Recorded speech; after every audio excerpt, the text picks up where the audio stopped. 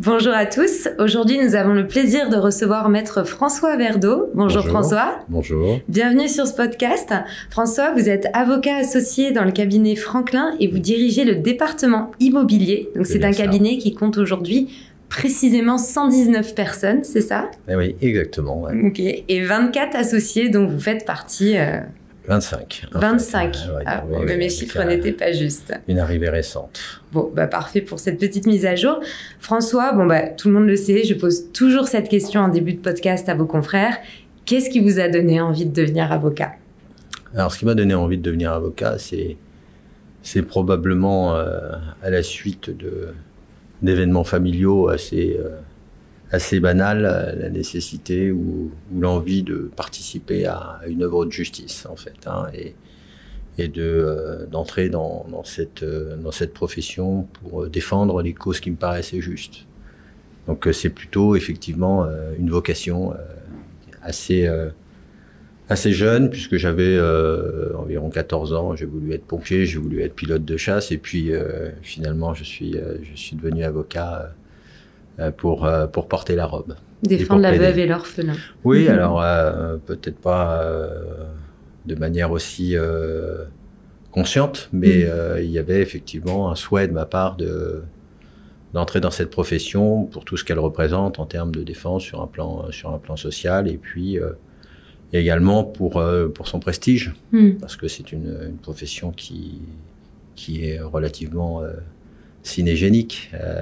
C'est une profession qui fait briller les yeux, qui fait rêver. Donc, c'est vrai. Moi, je venais d'un milieu modeste, et pour moi, c'était effectivement le chemin de la réussite. Voilà, donc ça cochait beaucoup de cases. Je comprends. Et pourquoi cette spécialité? Puisque vous allez peut-être revenir brièvement aussi, je vais vous demander de le faire sur vos premières années jusqu'à l'association, donc parcours académique et professionnel. Mais pourquoi l'immobilier? Parce que c'est comme beaucoup de choses dans ma carrière, c'est le fruit du hasard et de rencontres. J'ai pas fait spécialement d'études en immobilier. J'ai fait un troisième cycle de droit privé général à Paris 2. Donc je me destinais plutôt à l'exercice du droit civil d'une manière générale, mais sans restriction. Et puis je suis rentré dans un cabinet qui s'appelait à l'époque Dubarry Ledouarin-Veil, qui était un cabinet français de qualité et une belle maison. Et j'ai rencontré Alain Fréville à l'époque, qui était un jeune associé, qui m'a fait confiance, qui m'a formé et qui faisait, lui, beaucoup de droit immobilier, et tout particulièrement de beaux commerciaux.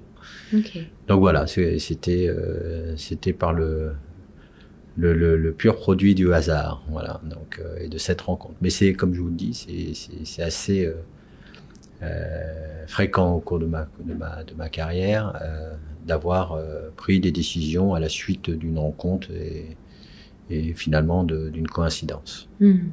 Est-ce que vous pouvez revenir justement sur votre début de carrière? Comment est-ce que vous êtes arrivé vous m'avez dit en off, mais à devenir associé assez jeune, justement? Oui, à l'époque, c'était pas spécialement jeune, on était associés plus tôt qu'on ne l'est aujourd'hui. Et puis, ça s'est fait par la succession de cabinets, en fait. Assez naturellement, moi, j'étais relativement mobile, j'avais envie de progresser, de passer de cabinets, de cocher les cases, en quelque sorte, des cabinets anglo-saxons. Donc, je suis rentré chez Freshfields en 2001, puis j'ai été recruté par Jones Day très peu de temps après, enfin 2 ans et demi après. Et j'en suis parti pour m'associer au sein du cabinet Taylor Wessing, qui m'a laissé sa chance. Il y avait un confrère qui s'appelle Arnaud Sénil, qui venait de monter ce cabinet, qui avait une vision très entrepreneuriale des choses. Et puis on s'est rencontrés et ça s'est fait en 1 heure.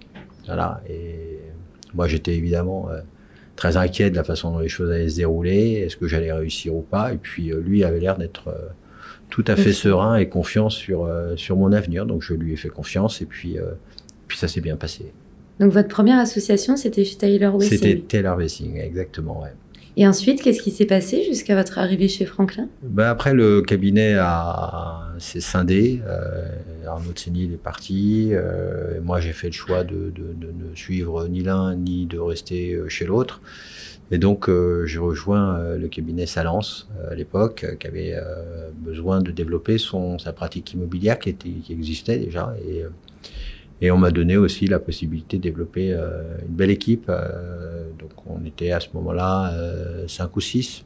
Et puis rapidement, l'équipe s'est développée. Et à ce moment-là, bon, je crois que c'est 5 ans ou 6 ans après que j'ai été approché par le cabinet Franklin pour monter la pratique IMO.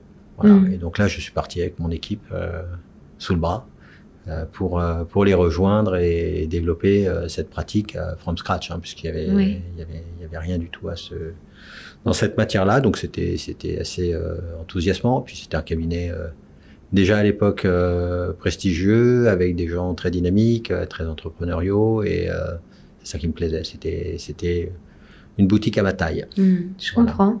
Et vous avez dit qu'on vous a fait confiance pour votre première association. Du coup, quels ont été pour vous les premiers enjeux, les premières difficultés peut-être de passer associé? Alors, vous avez dit aujourd'hui, on passe associé un peu plus tard qu'à l'âge auquel vous l'avez été, mais quels ont été les premiers enjeux auxquels vous avez été confrontés? La difficulté, c'est de trouver sa place, en fait. Trouver sa place vis-à-vis des autres collaborateurs, parce que vous avez peu ou prou le même âge qu'eux. Et puis, vous n'êtes pas aussi âgé que ceux qui vous ont fait confiance, donc qui sont associés depuis davantage de temps que vous. Donc, vous êtes comme ça dans une espèce d'in-between qui est pas toujours facile à maîtriser. Et il faut trouver son chemin dans ce nouveau paysage, s'imposer sans être désagréable, sans agresser, trouver sa place aussi par rapport aux collaborateurs, garder la bonne distance.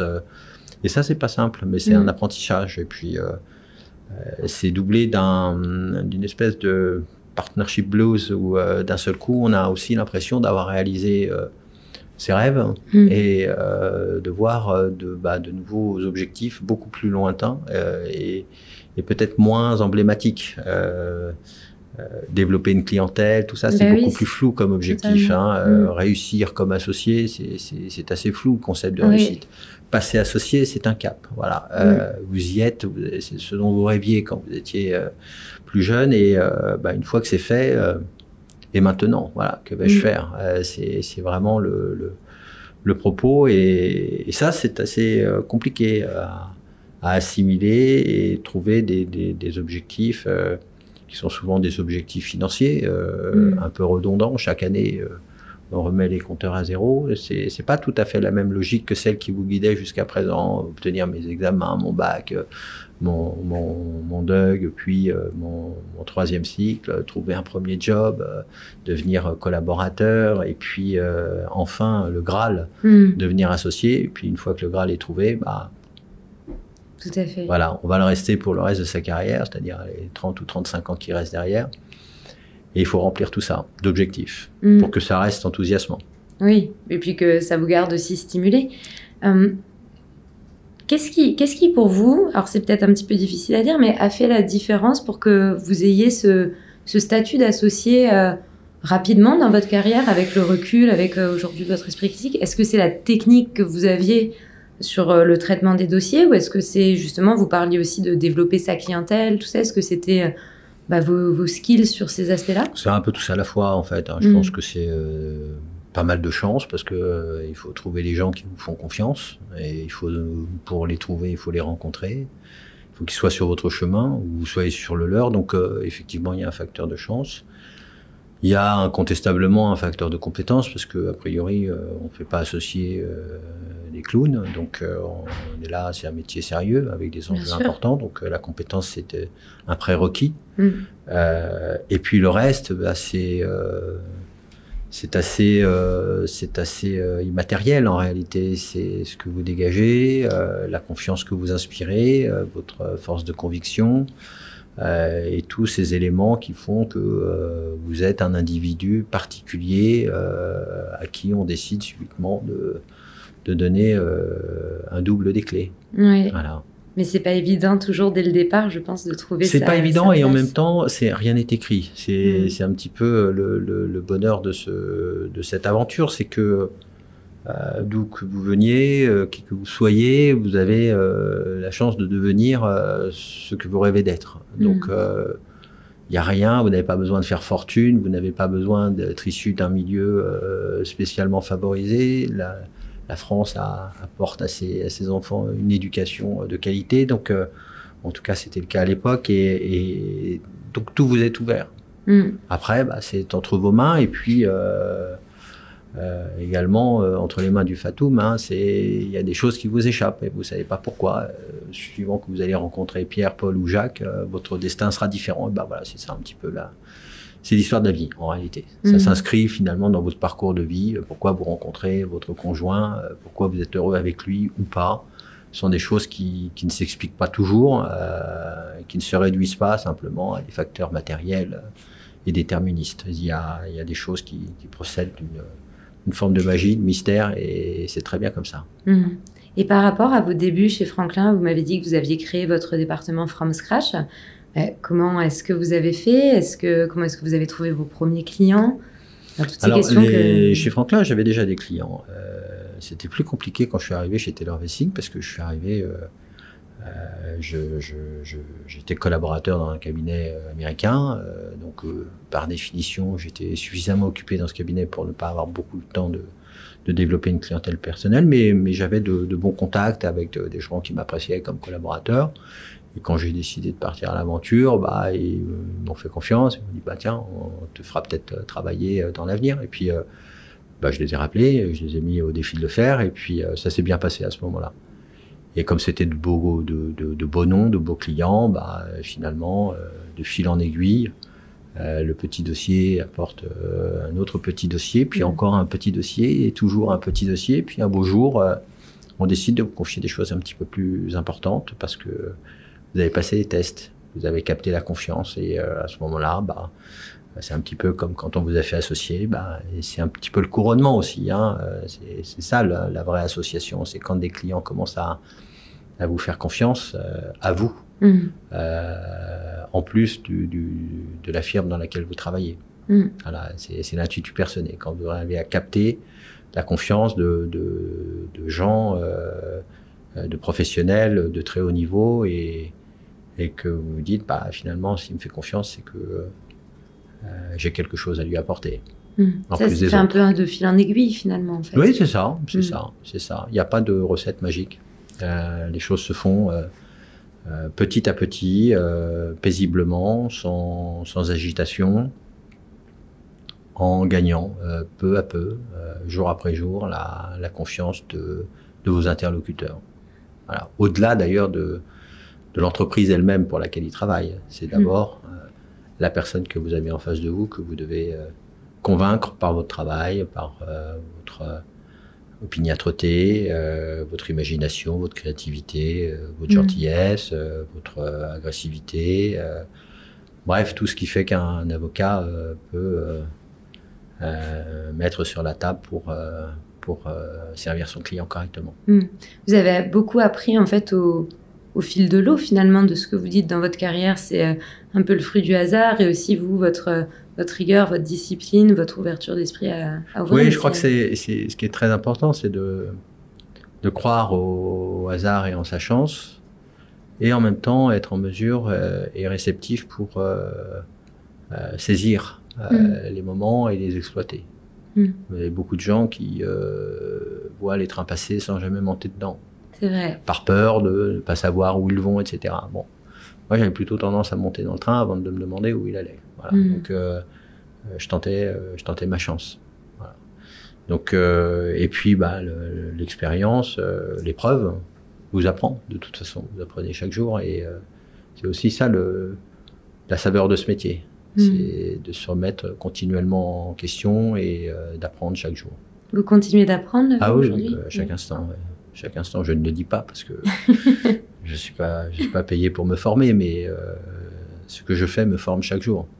Voilà, m'apporte de l'expérience, des connaissances, une certaine curiosité, donc j'aime apprendre, et dans tous les domaines, et puis on apprend beaucoup au contact des autres aussi. C'est vrai. Vous apprenez beaucoup de vos collaborateurs, de vos stagiaires, ils vous apportent quelque chose, une expérience de vie, une vision un peu différente. Typiquement aujourd'hui, on va peut-être y venir, mais tout ce qui relève des nouvelles technologies d'intelligence artificielle, ce ne sont pas les anciens qui vont me l'apprendre. Oui, c'est vrai. Ce sont plutôt ceux qui arrivent sur le marché. Mes enfants en connaissent beaucoup plus que moi sur l'intelligence artificielle et sur la bonne façon de rédiger un prompt. C'est des choses qui nous restent à apprendre. Le métier évolue, il change, on attend autre chose de nous et il faut continuer de se former à ça pour utiliser au mieux les outils qui sont à notre disposition. Vous parlez de la formation du coup plutôt des jeunes vers les plus anciens, notamment sur les nouvelles technologies. Comment est-ce que vous vous assurez, comment est-ce que vous arrivez justement à transmettre aussi, à manager finalement des équipes? Alors, bon, ça fait quelque temps que vous devez vous y prêter, mais c'est souvent une question qu'on me pose, c'est je ne sais pas trop comment manager quelqu'un parce qu'on ne me l'a pas appris en école d'avocat et comment est-ce qu'on transmet, là encore, c'est très empirique. Il n'y a pas de technique à proprement parler. Si ce n'est, en tout cas c'est comme ça que moi je l'ai appris. Vous faites, oui. C'est l'apprentissage par capillarité. C'est que vous êtes aux côtés de quelqu'un et vous apprenez. Voilà. Vous observez, vous apprenez. Le premier patron m'avait dit Verdo, asseyez-vous et apprenez. Et il m'était mis bêtement devant son bureau à l'écouter téléphoner toute la journée et effectivement j'apprenais la façon dont on s'adresse à un client, dont on l'écoute, dont on se positionne avec un confrère au téléphone, bien dans une rencontre. Tout ça, c'est de l'humain, c'est de l'expérience, c'est pas dans les livres, et ça vous imprègne, et ça vous construit. Alors après, vous allez raffiner, vous trouvez votre propre voie, mais ça vous permet effectivement de vous développer par rapport à des modèles ou des contre-modèles. Mais c'est vrai que c'est un métier où on ne le sait pas, je pense, à partir sauf quand on commence à le pratiquer. Il y a cette double dimension entre la partie technique et la partie un petit peu entrepreneuriale, donc développement du cabinet, trouver des clients, etc. Vous vous considérez comme un entrepreneur, comme un avocat entrepreneur? Oui, mais bon, c'est un petit peu comme tous les artisans. Le charpentier, le plombier zingueur, lui aussi, il a son savoir-faire, il a besoin de trouver des clients. Nous, on est un petit peu dans cette logique-là, on a un savoir-faire, on a quelque chose à donner. Mais il faut bien le faire pour quelqu'un. Donc, il faut effectivement avoir une démarche pour essayer de trouver les dossiers et les personnes qui vous donneront la possibilité d'exprimer votre talent, votre compétence dans les meilleures conditions possibles. Et puis, il se trouve qu'au-delà j'allais dire, du plaisir qu'on peut y avoir, y trouver sur le plan intellectuel, il y a aussi les considérations financières. C'est un objectif, être associé, c'est d'abord et avant tout rapporter de l'argent pour le cabinet avec lequel vous travaillez, dans lequel vous avez investi. Donc c'est un devoir. C'est pas juste pour le plaisir. C'est une nécessité économique. Un cabinet, c'est une entreprise, comme le plombier, c'est une entreprise. Donc à ce titre-là, on se doit d'être entrepreneurial, parce que sinon l'entreprise meurt. Aussi simple que ça. Quel que soit votre talent, si vous n'avez pas de clients, si vous ne rentrez pas d'honoraires, votre cabinet fermera sa porte à un moment ou à un autre. Il faut payer ses collaborateurs, ses assistantes, le personnel, les impôts, bref, le loyer, tout ça. Et ça nécessite effectivement d'avoir un esprit de conquête, de se situer dans un rapport concurrentiel. Bien sûr. Vous trouvez justement que la concurrence a évolué depuis que vous avez commencé la profession d'avocat, que le marché a changé? Surtout sur cette partie développement, en fait. Oui, ça a beaucoup changé. Je pense qu'auparavant, il y avait moins de concurrence permanente. Les cabinets captaient la confiance d'un client et n'étaient pas mis en concurrence sur des appels d'offres de manière systématique. On facturait les actes en comptant les pages, en disant, bon, bah voilà, ça vaut X milliers de francs. Aujourd'hui, la concurrence est beaucoup plus permanente. Qu'est-ce qui a changé Chaque client vous remet systématiquement, et c'est normal, en concurrence avec d'autres confrères avec lesquels il a l'habitude aussi de travailler. Et pourquoi ça a changé Parce que les clients se sont raffinés aussi un petit peu à l'image des directions achats, si vous voulez. Ils ont compris que le métier d'avocat, les talents, il y en avait un petit peu partout, que en face de ce talent, il y avait un prix, et en face de ce prix, il y avait un budget. Donc pour eux, le but, il est effectivement aussi de participer à une entreprise qui doit gagner de l'argent, Et le rapport est nécessairement un peu antagoniste entre celui qui facture et celui qui paye. Il y a effectivement une confiance absolue entre les deux, mais la facture, elle reste là. Donc, il faut se battre là aussi sur cet aspect-là. Et ça, c'est ce qui est peut-être un petit peu différent de ce qui existait il y a une trentaine d'années. Et à l'échelle du cabinet, comment est-ce que vous gérez cela, justement, la compétitivité qui a accru entre les cabinets? Est-ce que vous avez des objectifs, des choses que vous mettez en place ensemble? On réfléchit chaque année à notre positionnement financier, au taux au taux faciaux qu'on va afficher pour chacun des membres du cabinet, en essayant d'avoir une vision assez cohérente entre les uns et les autres, on se positionne à peu près sur les mêmes tarifications.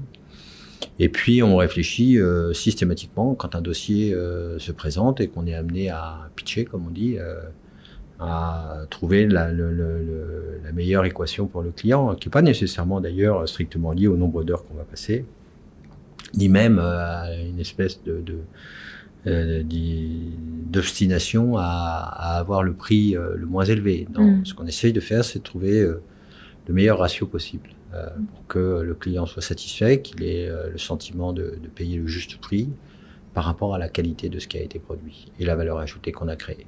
Voilà. C'est toute la difficulté et c'est très difficile à anticiper parce que un dossier, comme je vous le disais tout à l'heure, c'est aussi une suite de rencontres, de coïncidences, de hasards, de faits qui sont portés à votre connaissance, que vous ignoriez, de réunions qui s'attardent, d'acharnement parfois de confrères à obtenir des points qui vous paraissaient, vous, anodins, mais qui s'avèrent présenter beaucoup d'intérêt pour eux. Bref, il y a une bataille qui s'annonce, vous n'en savez rien et vous devez afficher une tarification par rapport à ça. Donc ça demande effectivement peut-être un petit peu d'expérience pour éviter de se tromper. Oui, je me doute. On parlait de compétitivité accrue entre les cabinets pour les clients, mais aussi comment est-ce que vous le ressentez sur le fait d'être attractif pour les collaborateurs, pour justement recruter des talents? Est-ce que c'est un sujet aussi que vous essayez de travailler pour la façon dont vous allez présenter les cabinets, pour justement, là vous êtes 119, c'est ça? On n'est clairement pas le cabinet qui va payer le plus cher ses collaborateurs. L'argent c'est une chose, mais j'en sais quelque chose, ça n'est pas forcément l'essentiel. Être rémunéré 15% de plus que ses petits camarades en n'apprenant rien du tout et en se contentant pendant 3 ans ou 4 ans de remplir des fiches d'audit, c'est pas être avocat. Voilà. Oui. Donc ce que nous on propose, l'expérience qu'on propose comme collaborateur, c'est de devenir avocat et de devenir un vrai avocat, quelqu'un qui va être capable ensuite justement de se lancer, soit pour devenir associé chez nous, soit pour visser sa plaque, soit pour aller s'associer ailleurs, mais en disposant de tous les atouts qui lui permettront de réussir. Et pour ça, il faut pas se contenter de faire des fiches d'audit. Il faut de temps en temps aller faire une petite visite au palais de justice, s'exprimer publiquement, donc faire des audiences, faire du contentieux, et puis faire énormément de dossiers aussi, de transactions, donc avec une grande diversité de dossiers. Apporter de la diversité, c'est quelque chose qui est très important pour la formation des jeunes. Et puis, être là. Être là pour les former, c'est un partenariat. Un collaborateur qui vous rejoint, il vous fait confiance, non pas pour lui payer son salaire à la fin de sa rétrocession à la fin du mois. Il vient vous voir parce qu'il a un espoir, il a une envie de devenir un avocat, un grand avocat, et votre rôle, votre part du contrat, c'est de faire en sorte que ce soit le cas. Alors évidemment, c'est pas toujours le cas, parce que comme toutes les rencontres, parfois il se produit quelque chose, et puis parfois il se produit moins de choses. Bon, donc c'est pas écrit. Mais c'est ça qu'on essaye nous de développer en faisant en sorte que les collaborateurs chez nous soient heureux de leur parcours. Ils deviennent des vrais avocats. Et deviennent de vrais avocats. Un peu à l'image de ce qu'on avait en tête il y a de nombreuses années, quand moi j'ai commencé. En tout cas, c'est comme ça que je voyais ce métier, c'est ça que j'essaye aujourd'hui de transmettre et que mes associés au sein de Franklin faut en sorte également de transmettre, parce que ce qui nous réunit, c'est aussi ça. On s'associe à un cabinet, non pas simplement parce qu'il y a des synergies sur telle ou telle matière, mais d'abord et avant tout parce que vous partagez la même conviction, les mêmes valeurs. Donc les gens qui nous ont rejoints, et ils sont nombreux à nous avoir rejoints depuis 5 ans, partagent ces valeurs-là, hein, qui sont des valeurs de formation, de respect, de bienveillance vis-à-vis des collaborateurs, d'exigence. Et a priori ça marche, puisque on a un turnover qui est très faible, et on a de grandes ambitions pour nos collaborateurs. Voilà. On suit le chemin avec eux. On leur donne pas toujours la main. À un moment, il faut bien leur lâcher, mais on les accompagne. Qu'est-ce qui pour vous fait un bon collaborateur? Ce qui fait un bon collaborateur, c'est difficile à dire, parce que vous avez 20 millions de choses qui font que quelqu'un est bien ou moins bien. D'abord parce qu'il doit vous correspondre. Voilà, il doit être à votre diapason, complémentaire aussi avec ce que vous faites. Il doit être enthousiaste, volontaire, curieux, vous avez parlé curieux, intelligent évidemment, malicieux, un peu malin, et puis drôle. Voilà, moi j'aime les gens drôles, j'aime les gens qui me font rire, qui mettent un petit peu de légèreté dans la vie, et qui sont capables de faire rire l'assistance quand on est au bout d'une nuit de travail, que tout le monde est épuisé, et que par un bon mot, une bonne blague, ils vont mettre tout le monde d'équerre pour poursuivre l'aventure. C'est ça que j'apprécie. Je n'aime pas la gravité. Oui, l'austérité pesante. Voilà. Des gens qui se prennent au sérieux. On peut très bien faire ce métier sérieusement, sans se prendre au sérieux, et en gardant un peu de distance et d'humour sur tout ce qu'on fait. On sauve pas des vies. Bon, c'est plus agréable, je pense, pour vos collaborateurs, mais aussi pour les clients, d'avoir quelqu'un. Ah, mais c'est essentiel, c'est essentiel. Les clients sont stressés, hein, donc oui. On n'est pas là pour leur apporter une couche de stress supplémentaire. On est là aussi pour qu'ils se sentent en confiance, qu'ils se sentent armés pour faire front sur le dossier qu'on a à traiter, mais sans y perdre tout leur influx nerveux. Il faut aussi que eux trouvent du plaisir dans l'exercice de leur métier. Et c'est quand même plus agréable de travailler avec des gens qui affichent une forme de sérénité et d'humour, que de travailler avec des gens qui font la gueule toute la journée. Ouais, ça, je pense, tout secteur confondu, c'est bien vrai pour le coup. Exactement. Et concernant le cabinet Franklin, est-ce que vous avez des velléités de croissance? Quels sont les objectifs pour les années à venir, de façon générale, hein, sans rentrer dans... La fameuse stratégie. Alors, nous, on a une stratégie qui consiste à être très pragmatique. On est un petit peu à l'image d'un surfeur sur un océan. On ne sait pas trop quand la vague va arriver, quelle forme elle aura et comment il faudra réagir. Donc on a besoin d'être très réactif. Mais ce qu'on a mis en place jusqu'à présent, c'était effectivement une politique de développement très ambitieuse, qui nous a permis de recruter depuis 2020 un peu plus de 20 associés. oui. Donc c'est énorme. Oui, c'est beaucoup, parce qu'en fait le cabinet a connu un split fin 2019, qui aurait pu nous laisser pour mort, hein, mais qui nous a au contraire donné l'impulsion nécessaire pour repartir et exprimer toute notre résilience. Et en fait, on a eu beaucoup de chance, on a rencontré des gens extraordinaires, voilà, qui nous ont fait confiance et à qui on a fait confiance. Aujourd'hui, on est 25 associés, on était 5, hein, je crois, en fin 2019. Énorme, donc, ce gap de 20 personnes. Oui, c'est quand même beaucoup. Mais ça fonctionne. Et finalement, on n'a pas de sky is the limit.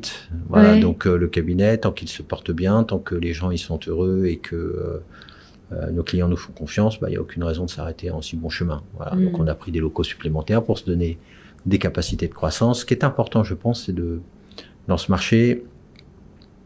Alors, je parle essentiellement du droit immobilier, mais pas seulement, d'une manière générale dans le milieu des affaires, c'est d'avoir de l'impact.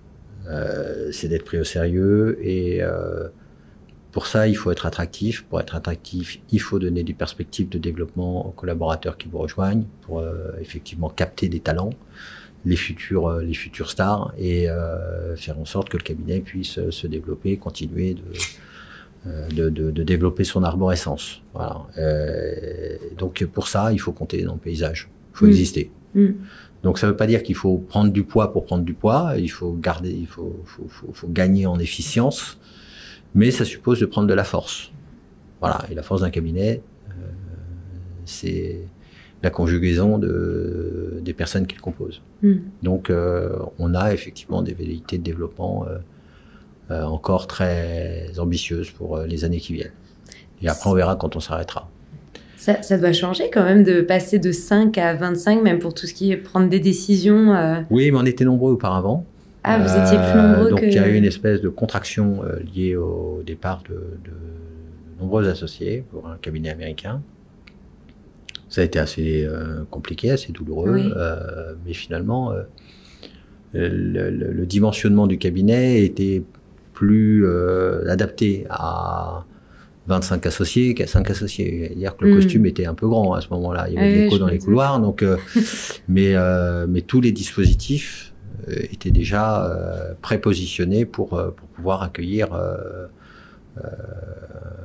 des nombreux talents. Donc, non, c'était pas très compliqué en réalité. Ce qui était compliqué, c'était d'être à 5. Beaucoup plus compliqué qu'à 25. Ouais. Oui, parce que bon, chacun fait son boulot tous les jours. Vous n'avez pas besoin d'être derrière le dos de tout le monde pour leur expliquer comment ils doivent être avocats. Ils le savent, ils n'ont pas besoin de vous.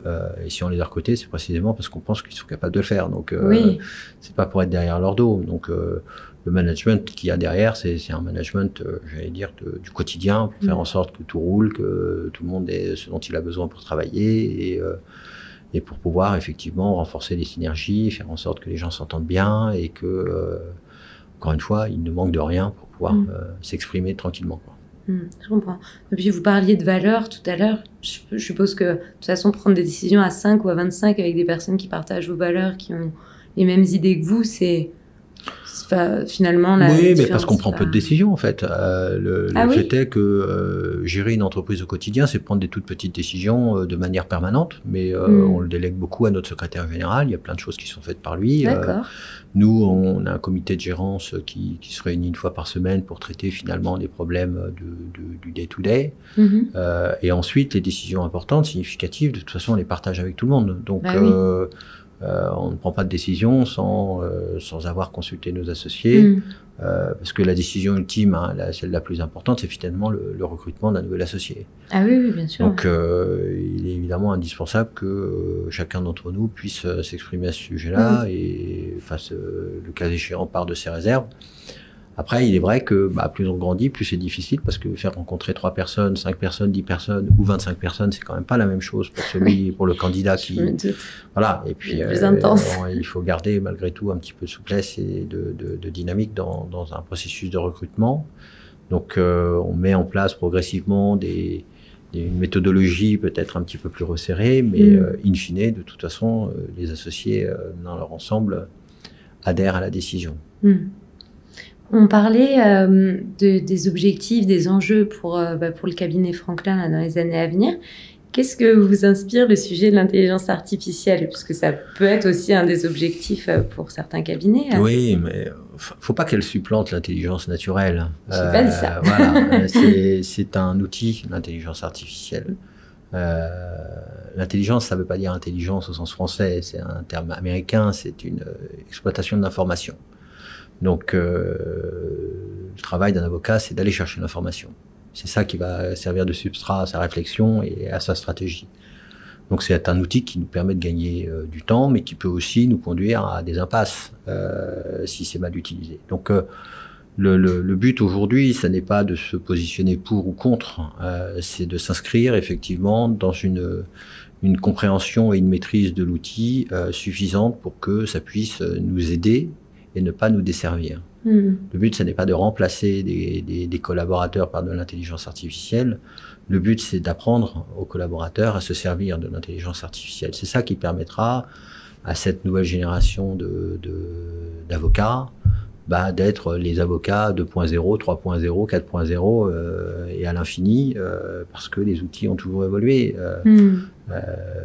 moi j'ai connu les débuts d'Internet comme avocat. Je travaillais au début avec des fax à rouleau. Bon, bah voilà, les choses ont évolué. Et à l'époque, on s'est dit, mais c'est la disparition des assistantes puisque il n'y a plus de courrier. Non, c'est simplement une évolution de leur travail que ça a provoqué. Pour les avocats, c'est la même chose. Si vous rédigez un prompt, une question auprès d'un chat GPT ou quelque chose de cet ordre-là et qu'il est mal rédigé, il vous donnera une mauvaise réponse. Donc l'important, c'est de bien poser la question. Et les juristes connaissent ça parfaitement bien, puisque le centre de la réflexion juridique, c'est bien poser le problème de droit. Bien poser le problème de droit, c'est précisément poser la bonne question. Donc en réalité, c'est une exploitation d'un moyen et non pas un changement fondamental de ce qui fait qu'on est des juristes. Donc vous l'utilisez, vous, dans votre quotidien? Oui, on l'utilise de plus en plus, parce que c'est progressif, et puis c'est un outil qui a, je pense, encore beaucoup de progrès à faire pour présenter toutes les garanties nécessaires qu'on peut en attendre. IA juridique, vous parlez, hein? Oui, alors les deux en réalité, parce que moi, je trouve que ça vous apporte beaucoup plus pour la contextualisation, la compréhension des enjeux qui sont des enjeux périphériques, dans lesquels s'inscrit la problématique à laquelle vous êtes confronté, que la perspective de répondre de manière précise à une question juridique. Ça, répondre de manière précise à une question juridique, c'est mon travail.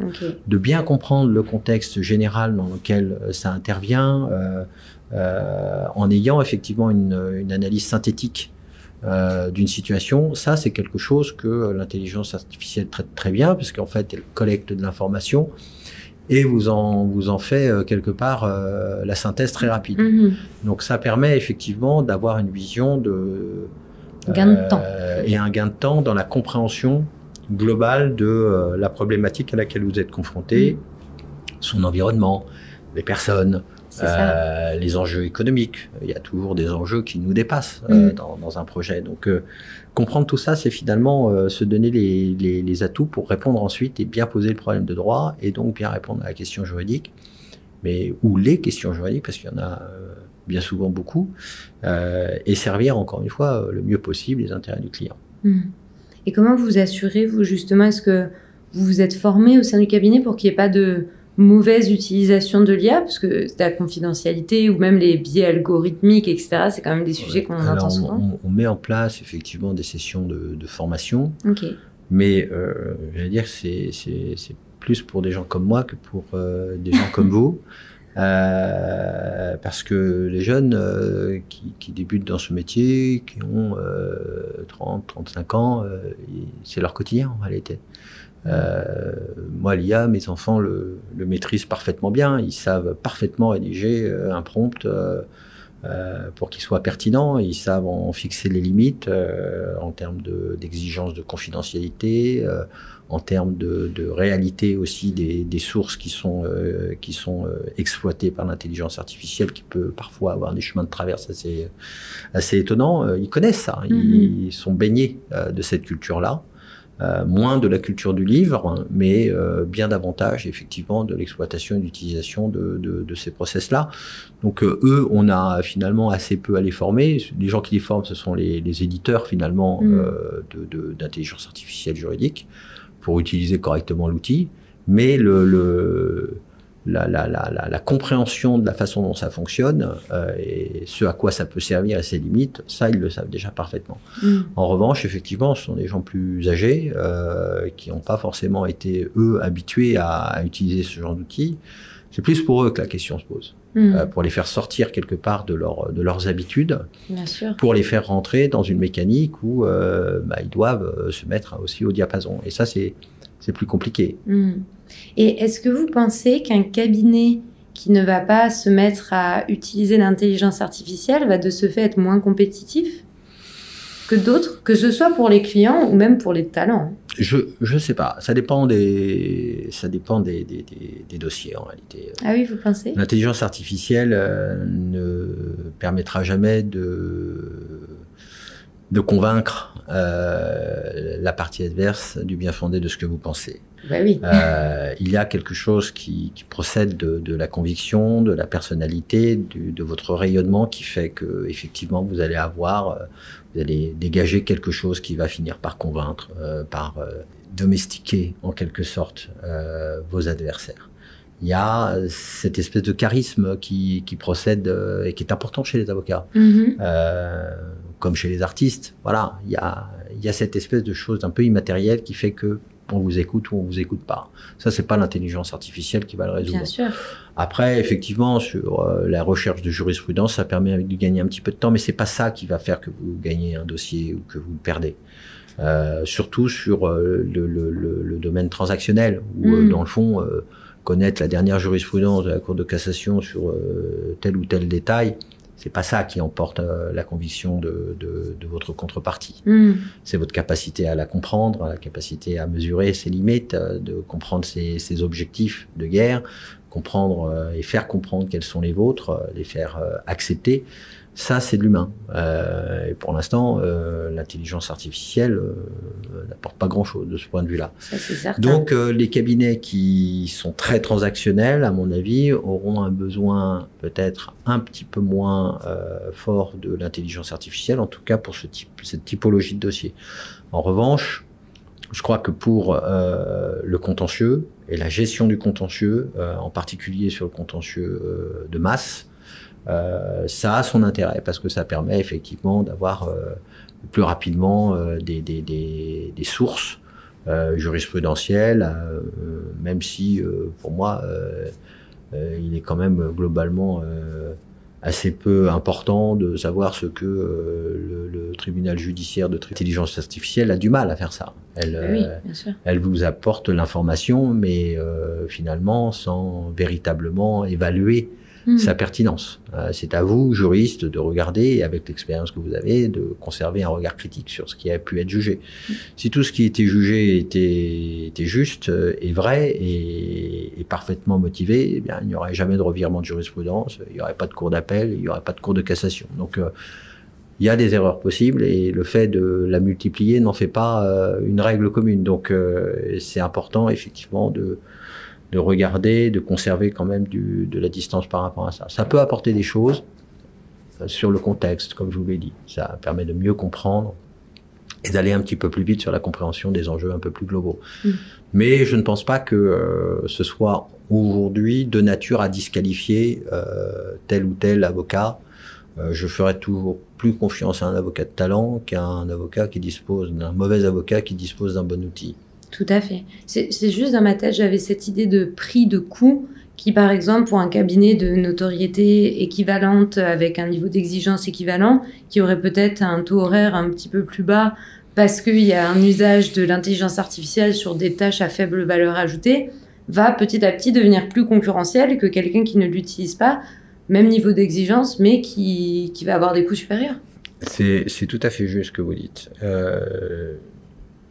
Mais je me situe pas sur ce marché des produits à faible valeur ajoutée. Des cabinets comme le nôtre et beaucoup d'autres se positionnent au contraire sur des produits à forte valeur ajoutée. Pourquoi est-ce qu'aujourd'hui une entreprise qui dispose de ses juristes, etc., et qui est parfaitement capable de traiter la plupart des problèmes, vient nous voir? Vient nous voir parce qu'on a de la valeur ajoutée. Donc se battre sur finalement ce qui n'en a pas, c'est finalement un combat assez vain. Ça peut faire gagner effectivement quelques heures et tant mieux, mais c'est pas ça l'enjeu pour un client. L'enjeu pour un client, il va bien au-delà de la question de vos honoraires. Il y a même une disproportion incroyable entre ce que l'on peut produire en valeur ou contribuer à produire en valeur et finalement le montant de notre facture in fine.